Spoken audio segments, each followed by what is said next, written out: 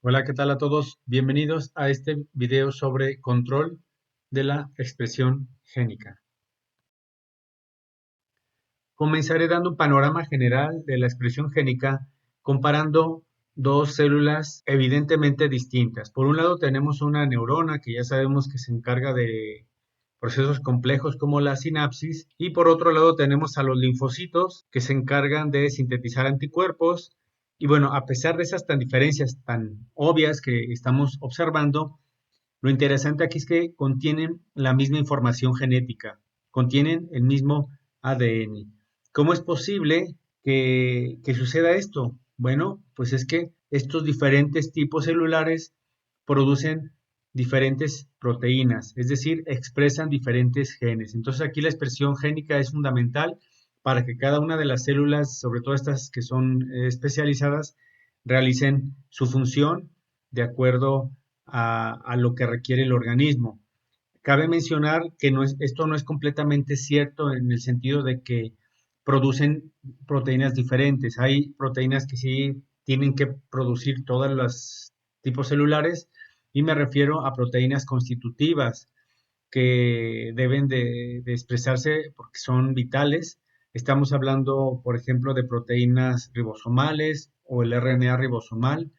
Entonces, estas son proteínas constitutivas, así se les llama, que son codificadas por genes housekeeping o de mantenimiento.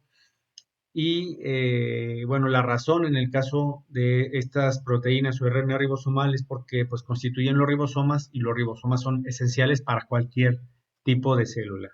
Entonces, sí que diferentes tipos celulares expresan genes particulares, pero hay un conjunto de genes que se expresan en común y se le llaman genes housekeeping. Bueno, también cabe mencionar que las células pueden cambiar la expresión de sus genes en respuesta a señales externas para tratar de adaptarse a una nueva situación o dar respuesta a un estímulo.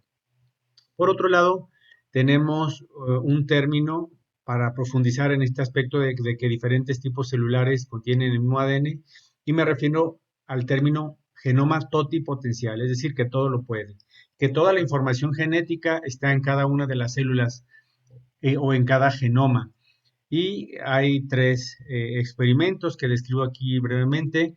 Uno con un anfibio, una rana, perdón, que contiene un gameto al cual se le quita el material genético y se le añade ADN de una célula cutánea.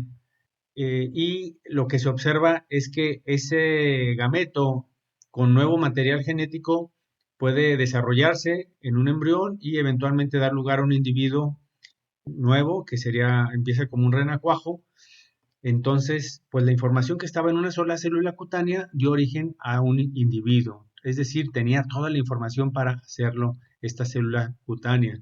Por otro lado, tenemos a una zanahoria en la cual se aíslan o se separan algunas células individuales, y es posible que estas células se empiecen a generar más, eh, provoquen clones, se organicen para formar un embrión y eventualmente una nueva planta y nuevas zanahorias que serían clones de la primera. ¿Por qué? Porque provienen de una sola célula.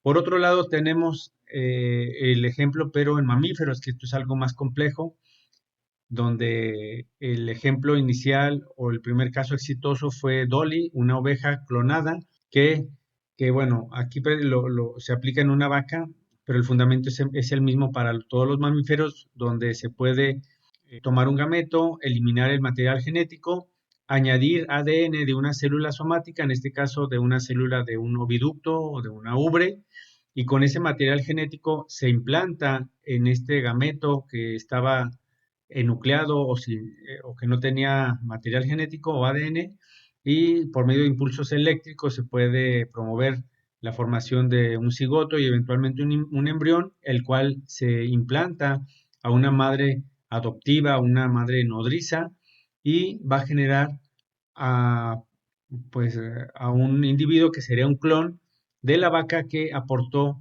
las células somáticas. En este caso ya vimos que eran de un oviducto. Entonces, este ternero sería un clon de esta vaca. Entonces, finalmente, Se comprueba que el genoma sí contiene toda la información genética de un individuo. Otro aspecto importante sobre la regulación de la expresión génica es la manera en que interactúan algunas proteínas para regular la expresión de los genes en el ADN. Y esta interacción se lleva a cabo por medio de dominios funcionales. Son partes de las proteínas, en particular dentro de los factores de la transcripción, que son capaces de unirse al ADN en lugares particulares. Como vemos aquí, hay tres tipos. Por un lado tenemos al homiodominio, que forma una estructura particular llamada helix, twist, helix, HTH, que es hélice, giro, hélice. Está formado por hélices alfa, que dan un giro, y luego otra hélice alfa, y vemos que unas de ellas incluso pueden interactuar específicamente dentro del surco mayor, mediante la interacción de algunos aminoácidos básicos específicos, y esa interacción provoca la regulación o que ya no se exprese cierto gen, o el gen que está adjunto al lugar donde se une este dominio funcional. Por otro lado, tenemos a los dedos de zinc, que son más diversos en el sentido de que contienen tanto hélices alfa como unas hojas plegada beta, y además contienen unas partículas o unos zinc que logran interaccionar con el ADN para poder regular la expresión del gen adjunto o cercano al punto donde se unen estos dominios funcionales. Y finalmente tenemos a las cremalleras de leucina, que son algo así como ganchos de ropa, son hélices alfa que pueden, digamos, atorarse dentro del ADN para evitar la expresión génica. Esto termina este video. Los espero en la continuación. Gracias por su atención y los invito a darle like. Saludos.